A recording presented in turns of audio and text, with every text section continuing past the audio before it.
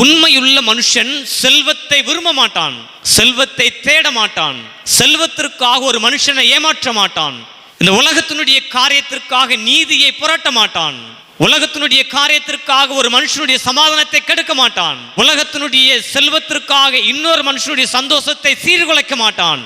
மாறாக எனக்கு இந்த உலகத்தினுடைய செல்வம் அல்ல, உன்னதராம் இயேசு தரக்கூடிய செல்வம் தான் வேண்டும் என்று செயல்படுவான். புரிகிறதா?